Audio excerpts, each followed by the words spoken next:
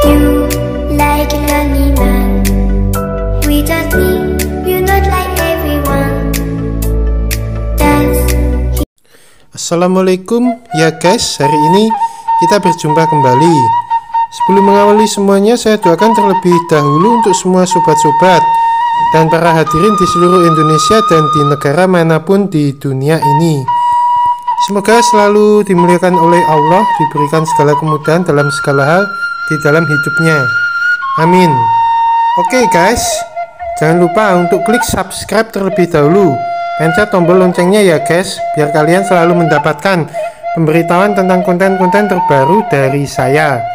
Di sini kita langsung aja ya guys. Saya mulai bahasan tentang ilmu kebatinan berdasarkan keilmuan, pengalaman, dan penglihatan saya. Ilmu kebatinan. Ilmu kebatinan adalah ilmu yang mempelajari semua tentang jati diri sejati dan mempelajari segala alam semesta yang ada di luar ataupun di dalam diri dengan mengasah segala rasa, cipta, dan karsa yang ada di dalam batin, hati, dan pikiran dalam diri menjadi wujud nyata dengan mendekat selalu hanya kepada Sang Maha Pencipta. Ilmu kebatinan adalah musuh abadi dari ilmu sihir yang jahat, dan ilmu sihir yang jahat akan mati kutu, hancur bertemu dengan orang yang memiliki ilmu kebatinan yang mumpuni tingkatannya. Karena ilmu kebatinan itu benar-benar ilmu yang murni, ilmu yang putih. Jika kalaupun ada yang sifat dan karakternya buruk, tentu akan sangatlah sulit sekali dalam mempelajari ilmu kebatinan. Ilmu kebatinan ada tahapan-tahapan ketika akan melaluinya. Setiap tahap membutuhkan proses-proses yang sangatlah lama. Tidak semudah membalikan telapak tangan. Bahkan sampai seumur hidup pun satu tahap akan sangatlah susah sekali melaluinya, dan harus mendapatkan seorang guru kebatinan yang tepat, yang benar-benar memiliki kemampuan mata ketiga yang terbuka dan keilmuan yang mumpuni. Terutama sifat karakter guru juga haruslah baik, sehingga akan memudahkan untuk mengarahkan dan membimbing muridnya dengan tepat untuk mencapai hasil yang benar-benar maksimal. Ada beberapa tahapan-tahapan dalam mempelajari ilmu kebatinan. Di samping tahapan itu juga mempelajari tentang olah energi murni, biasanya dengan teknik-teknik olah nafas tertentu yang dirahasiakan oleh gurunya dengan sendirinya. Tahapan-tahapan dalam ilmu kebatinan. 1. Jagat gede akan mempelajari sejatinya hidup. Di dalam proses-proses ini dipelajari tentang apa itu hidup. Nomor 2. Jagat alit akan mempelajari sejatinya manusia. Di dalam proses-proses ini dipelajari tentang apa itu manusia sejati. 3. Jagat maha ilahi akan mempelajari sejatinya rasa. Di dalam proses-proses ini dipelajari tentang apa itu rasa yang sejati. Di sini saya akan membabar 3 tahapan itu secara berurutan dengan gamblang. Jagat gede dan jagat cilik. Biasanya di 2 jagat ini orang-orang siapapun saja ketika melewati 2 tahapan ini sangatlah benar-benar susah sekali dan kebingungan. Bisa masuk, tapi ketika masuk bingung jalannya kemana dan tak tahu arah tujuannya yang pasti. Beberapa jagat terhampar di alam semesta ini, dan semua jagat-jagat yang terhampar di alam semesta itu juga ada di dalam diri kita sendiri. Sebetulnya kita adalah duplikat alam semesta itu sendiri, bahkan lebih sempurna dari alam semesta itu sendiri. Oke, saya bahas mulai yang pertama, yaitu jagat gede. Di sini mempelajari sejatinya hidup, sejatinya urip, kehidupan. Kita harus mengetahui sejatinya hidup, dari mana kita berasal, Untuk apa kita hidup di dunia dan akan kemana nanti kita setelah mati? Sebuah jagat yang sangatlah besar, terbesar, terhampar tanpa ada batasan apapun. Sejauh kamu merayap, melangkah, terbang ataupun berlari, tak akan pernah kamu bisa mengetahui ujungnya jagat gede ini dengan pastinya. Jagat ini terasalah hampa, indah, damai, terasa lembut sekali di hati. Laksana kita berada di dalam buih air yang jernih nan biru, indah sekali. Jagat gede ini membuat kita terpana dengan sendirinya. Terasa kita sangatlah benar-benar kecil berada di dalamnya. Hanya ada terang seperti pagi, ada siang ataupun malam. Di sini adalah tahap di mana diri sendiri mulai berhasrat besar seperti api yang besar tanpa bisa dipadamkan oleh siapapun saja. Semakin dibatasi, semakin besarlah api itu membakar diri sendiri, membuat resah dan gelisah yang semakin menjadi-jadi. Dan api besar itu berwujud sebuah rasa keinginan, rasa tahu yang sangatlah besar sekali dalam diri, ingin tahu tentang jawaban yang dicari yang tepat dalam dirinya sendiri. Tahap ini akan selalu terus-menerus selalu mencari tahu segala apapun yang dibutuhkan dan dicari. Bahkan proses di mana tahap ini ketika mencari-cari yang ingin ditemukan dalam hidupnya, kadang tidak semudah membalikan telapak tangan. Ada ujian dan cobaan yang sangat berat. Tentunya itu membutuhkan waktu proses yang sangatlah panjang sekali, bahkan berpuluh-puluh tahun baru bisa temukan jawaban yang dibutuhkan dalam dirinya sendiri untuk membuka wadah dari jati diri sejati dari dirinya sendiri. Bahkan ada juga yang sampai meninggal pun belum bisa menemukan jawaban itu dalam hidupnya. Sebut saja gagal dalam berproses, dan itu semuanya ada terletak di dalam jagat gede. Jagat gede memang sebuah jagat yang benar-benar bisa membuat kita itu tiada arti sama sekali di dalamnya. Seperti laksana butiran debu tak nampak di alam semesta di luar raga kita, membuat kita semakin ingin memasuki lagi dalam diri kita, lagi lebih dalam, menuju sebuah jagat yang nantinya disebutlah jagat alit atau jagat cilik. Yang kedua, saya bahas jagat alit atau jagat cilik. Di sini mempelajari sejatinya manusia, sejatining manusia yang sebenar-benarnya disebut manusia. Di sini kita harus mengetahui tugas, hak, dan kewajiban kita sebagai manusia hidup, menjadi manfaat dan berbagi manfaat kepada siapapun saja dalam hidup, dan bisa membedakan kewajiban yang lebih utama harus didahulukan daripada hak yang dimiliki kita di dalam hidup. Ketika berjalan memasuki dirimu sendiri, tundukkanlah segalanya dirimu itu, dan tinggalkanlah segala kemelekatan pikiran, hati, dan batinmu itu. Lalu endapkanlah, heninglah, amati segala perputaran jagat gedemu hingga tiba di jagat alitmu sendiri. Hanya ada dirimu sendiri saja, tak ada siapapun memasuki jagat suwung. Hanya ada terlihat kekosongan, hampa, tak nampak apapun, baik rasa, pikiran, hati, batin, sudah tiada apapun, hingga muncullah jagat urip sing ngawuriti yaitu cahaya-cahayanya yang menuntun segalanya yang ada dalam dirimu sendiri menuju isi di dalam isi dari segala jagat yang ada dalam dirimu, yaitu jagat termulia, jagatnya.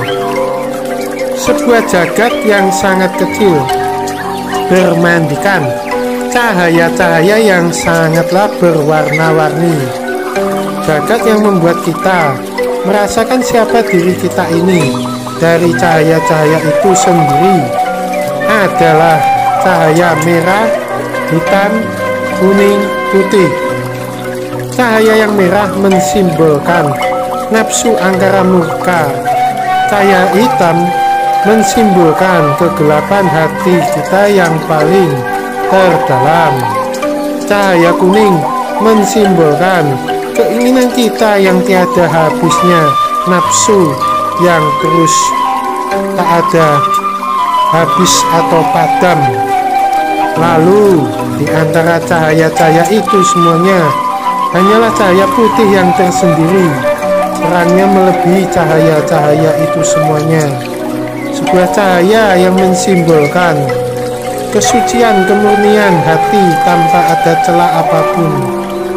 Kemudian dalam jagat cilik ini kita diajarkan selalu untuk mengikuti cahaya putih supaya kita bisa mengendalikan semua cahaya-cahaya lain sehingga nantinya bisa melembutkan kesemuanya, memurnikan diri kita terselimuti dengan cahaya maha ilahi yang nantinya akan membawa diri kita untuk masuk lebih lagi dalam diri kita lagi menuju sebuah jagat yang benar-benar lebih maha agung dan lebih maha besar dari semua jagat-jagat yang pernah ada, yaitu jagat maha ilahi. Selanjutnya saya bahas yang ketiga, jagat maha ilahi. Di sini mempelajari sejatinya rasa, sejatining rasa di dalam rasa itu sendiri. Dalam hidup semua cobaan dan derita menempa semua rasa dalam diri kita, sehingga kita harus semakin lebih dan lebih baik mengenal rasa itu di dalam rasa, karena hanya dengan rasa itulah kita bisa semakin lebih bersyukur, bisa selalu mendekat hanya kepada Allah Sang Maha Pencipta. Itulah yang akan memberi jalan petunjuk untuk diri kita nantinya di dunia dan di alam kelanggengan, dunia dan akhirat. Ketika akan memasuki tahap jagat maha ilahi, di sini kamu akan menemukan sesuatu yang benar-benar akan mencapai titik yang benar-benar kesulitannya sangat sulit sekali dan berat sekali untuk dilewatinya. Bahkan sampai mati pun ada yang selama hidupnya tak akan pernah bisa melewatinya. Banyak sekali kegagalan-kegagalan yang akan didapatkan. Melewati proses ini benar-benar berat. Tentunya butuh seorang guru, pendamping yang tepat yang akan memberikan petunjuk arah yang benar untuk bisa melewati semua proses-proses yang berlangsung terus-menerus yang akan didapatkan dalam diri.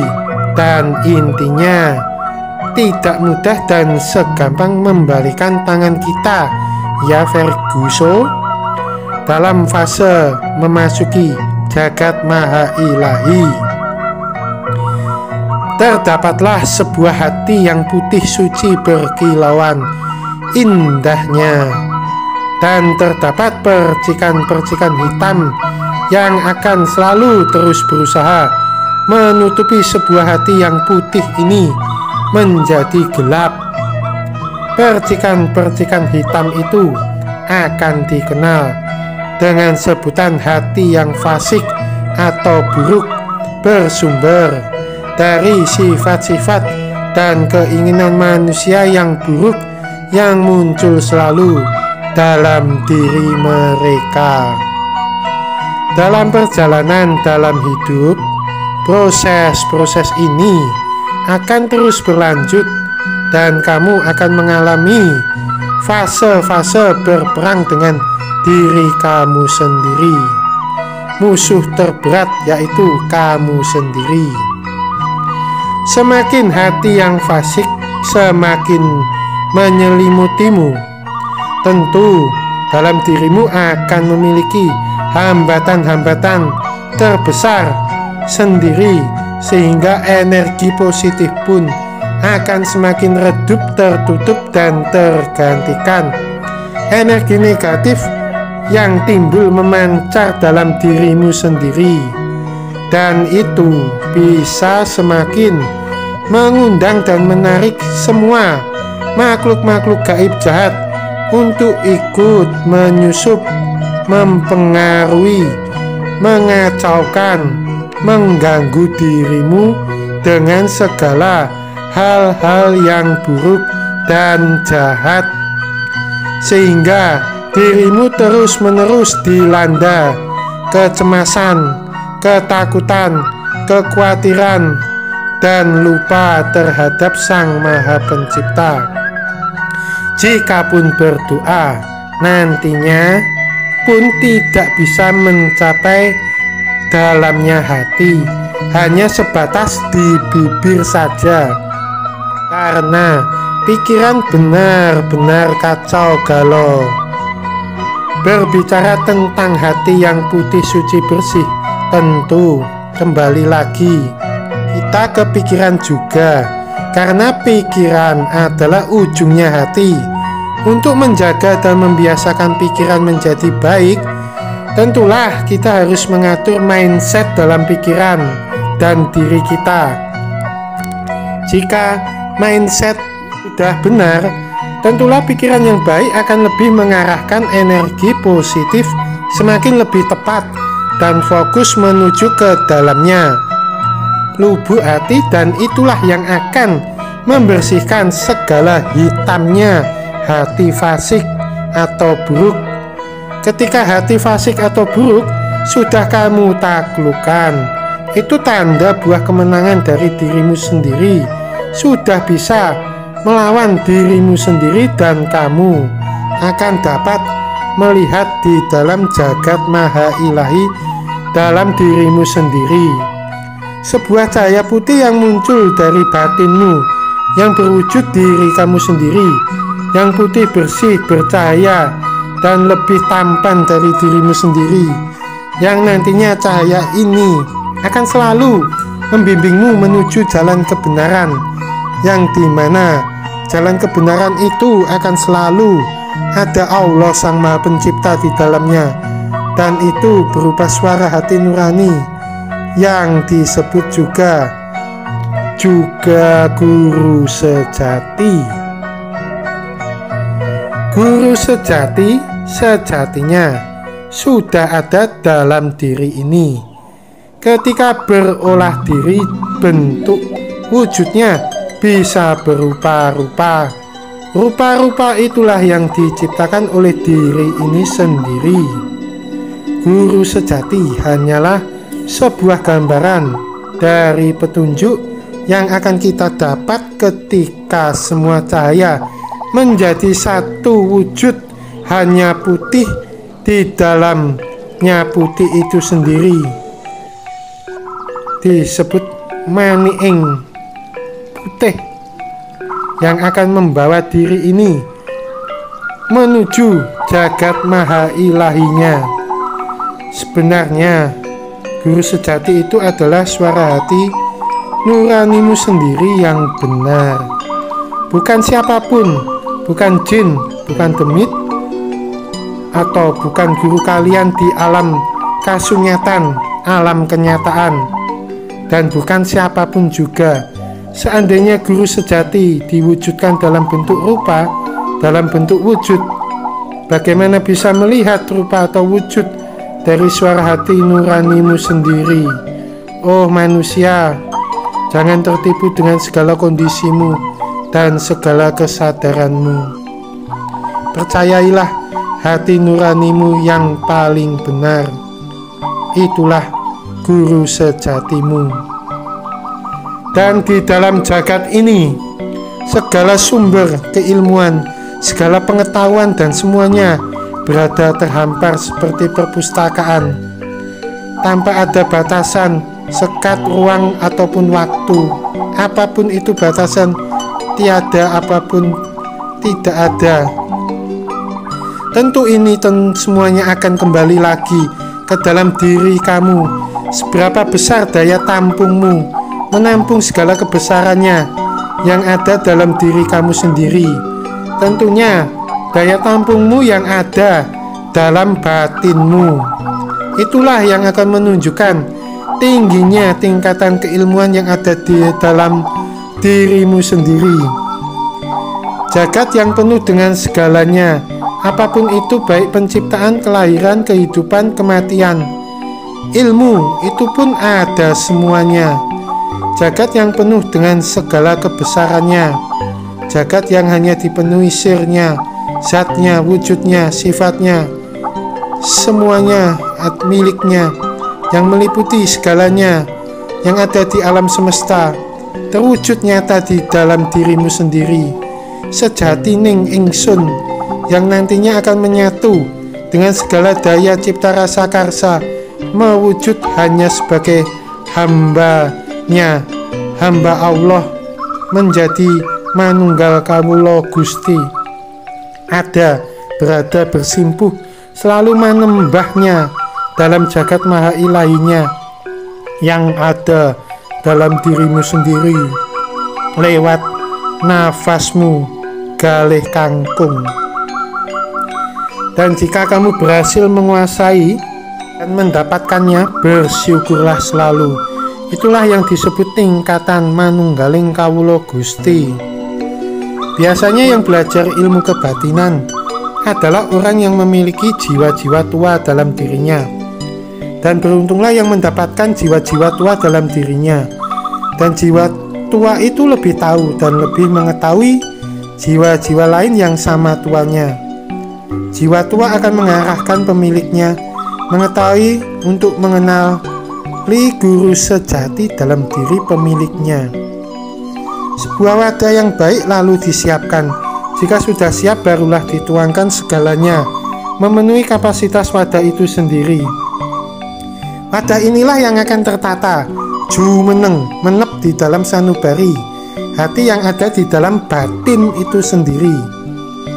Dalamnya hati itu tidak bisa dijajaki oleh siapapun, karena hati ada di dalamnya batin itu sendiri.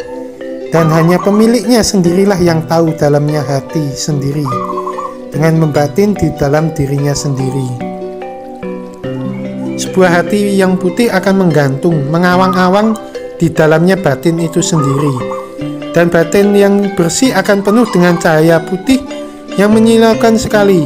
Disitulah letaknya guru sejati yang akan selalu menjaga hatimu, dengan selalu mudahnya menunjukkan dan memberitahukan segala kebenaran-kebenaran di dalam dirimu sendiri.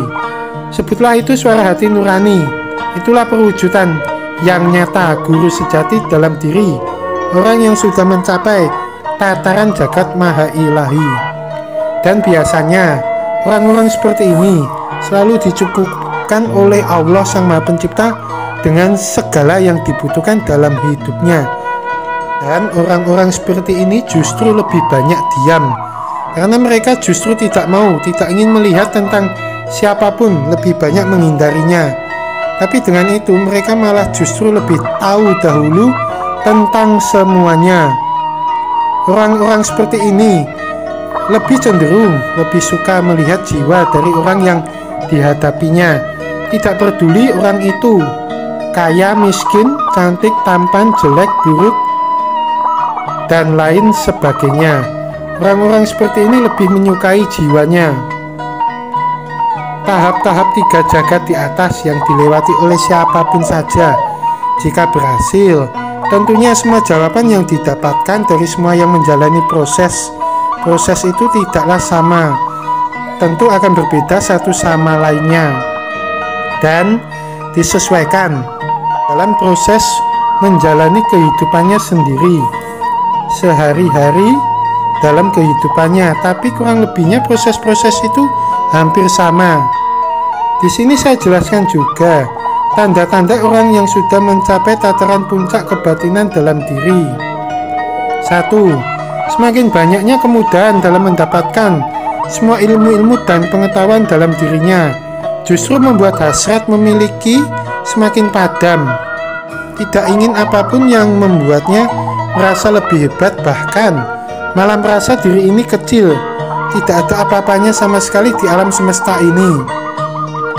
2. Lebih mudah melihat setiap jiwa-jiwa yang mendekatinya dan mudah terhubung jiwanya dengan jiwa lainnya. 3. Lebih tajam inderanya dan lebih peka terhadap sesuatu yang dihadapinya dan tahu mana yang menjadi teman dan mana yang menjadi musuh. 4. Apapun yang disembunyikan oleh orang yang berniat buruk sudah diketahui olehnya biasanya terlebih dahulu.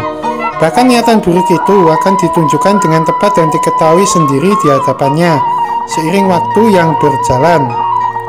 Bahkan yang berniat buruk akan terkena imbasnya dari niatan buruknya sendiri, akan kembali menimpa ke dirinya.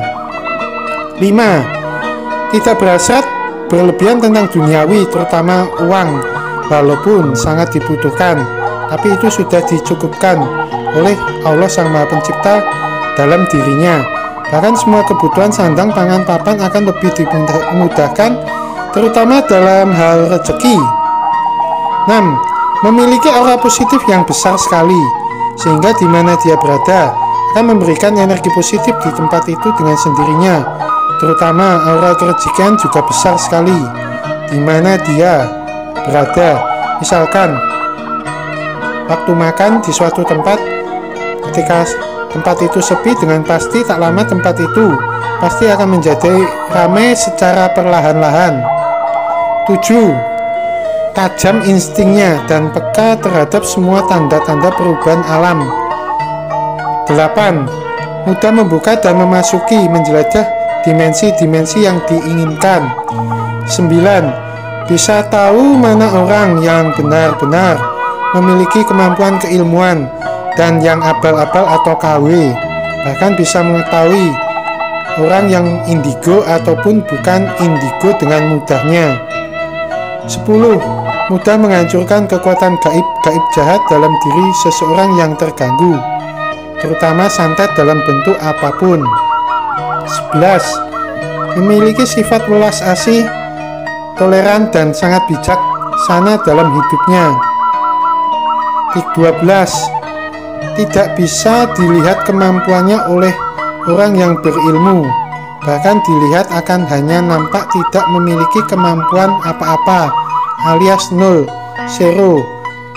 Jikapun dipaksa dilihat, hanya akan terlihat kabut atau asap putih, padahal kemampuannya sangatlah luar biasa, benar-benar mumpuni. 13. Memiliki kemampuan healing yang sangat mumpuni, baik jarak dekat ataupun jarak jauh, terutama dalam mengobati seseorang yang sakit terkena santet, dan kemampuan melihat organ-organ tubuh yang sakit dengan jelas. 14. Mudah mengambil dan mengikat sukma seseorang untuk hal yang baik saja dalam batasan-batasan tertentu kode etik. 15. Dapat menghantar arwah seseorang yang penasaran, yang tersesat, kembali pulang menuju ke alam arwah yang benar dalam batasan tertentu kode etik. 16. Dapat melacak keberadaan seseorang dimanapun berada. 17. Dapat mengetahui informasi masa lampaunya seseorang atau sebuah tempat masa lalu dengan mudahnya. 18. Dapat mudah melihat scan energi apapun dalam tubuh seseorang dan mengetahui dengan tepat titik lemahnya dalam tubuhnya. 19. Dapat memberikan akses energi keilmuan ke tubuh seseorang dengan mudahnya untuk dimilikinya. Tentu juga ada proses-proses mematangkan ilmunya itu sendiri. 20. dapat melacak benda yang hilang dengan mudahnya. 21. Dijaga dan dinaungi kodam-kodam leluhur dari semua milik para leluhur-leluhurnya dahulu. Mereka datang dengan sendirinya tanpa diminta pun dan tanpa ada ikatan perjanjian apapun.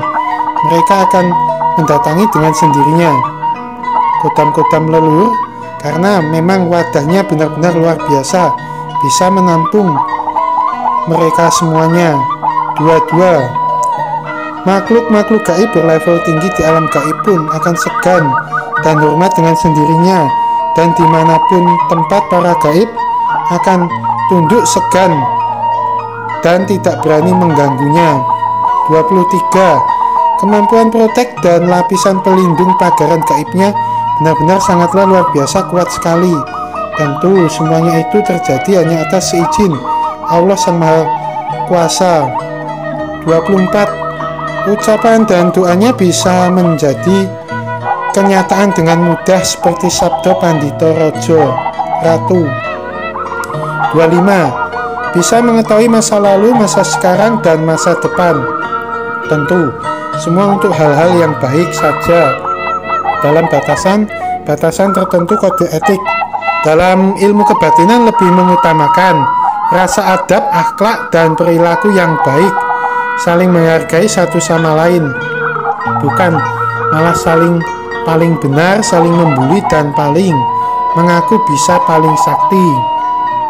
Karena sejatinya ilmu kebatinan itu mengajarkan untuk selalu rendah hati, menep tawadu dalam kendalikan hawa nafsunya, emosinya, kesombongannya, supaya untuk bisa lebih mengenal sejatinya diri ini sendiri dan bisa menyatukan semua segala perbedaan-perbedaan itu dalam diri sendiri, dan bisa selalu mengingatkan bahwa tak ada manusia siapapun, bahkan makhluk ciptaannya di alam semesta ini yang hebat, karena sejatinya yang maha hebat hanyalah Allah Sang Maha Pencipta. Ingatlah dan waspadalah mereka membaca tentang sebuah pembabaran keilmuan, lalu mereka segera mulai mengerti. Kemudian jadilah bertambah pengetahuannya dalam diri mereka, yang membuat mereka semakin mengerti lebih baik dari sebelumnya. Bahkan ada sebagian besar dari mereka, karena hanya cukup mendapatkan itu saja, sudah merasa diri semakin lebih hebat dan sakti, membuat lupa diri semakin congkak dan sombong, merasa dirinya adalah segalanya, tapi mereka benar-benar melupakannya. Itu hanyalah sebuah kulit luar saja. Mereka melupakan esensi inti dari keilmuan itu, yaitu mereka tidak pernah bisa mendapatkan proses-proses inti untuk mencapai semua itu, karena esensi sebuah ilmu itu adalah penuh dengan selubung rahasia di dalamnya rahasia itu sendiri.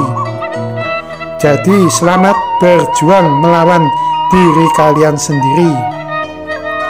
Demikianlah ya guys penjelasan semuanya tentang ilmu kebatinan. Salam batin. Semoga bermanfaat buat siapapun saja tentang penjelasan ilmu kebatinan ini. Amin.